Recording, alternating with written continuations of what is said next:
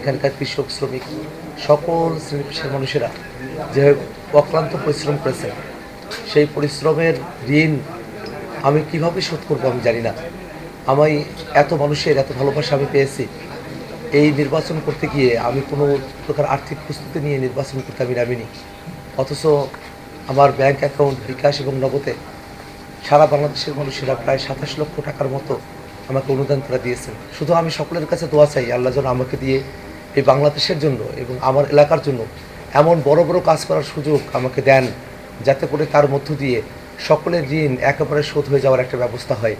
আমি জানি না যে এত বড় দায়িত্ব, যে গুরুদায়িত্ব আমার কাঁধে আমার জনগণ এই রংপুর ৪ কাউন্সিল আসনের মানুষেরা দিয়েছেন, সে দায়িত্ব আমি কতটুকু যথাযথ পূরণ করতে পারবো আমি জানি না। আমি সকলের কাছে দোয়া চাই যেন আমি আমার দায়িত্বটা সঠিকভাবে আমি পরিপালন করতে পারি।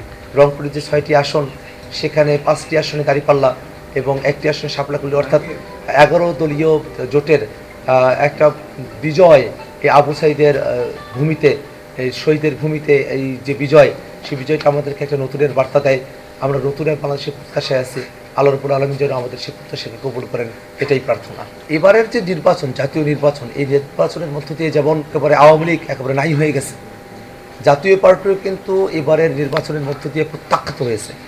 তারা ৫ আগস্টে যেমন প্রত্যাখ্যাত হয়েছিল, আজকে ১২ই ফেব্রুয়ারি রংপুরের জনগণ জাতীয় পার্টিকে প্রত্যাখ্যান করেছে, এই স্বৈরাচারের দোসরদেরকে প্রত্যাখ্যান করেছে। এটা আমাদের কাছে আর একটা বড় ধরনের বিজয়।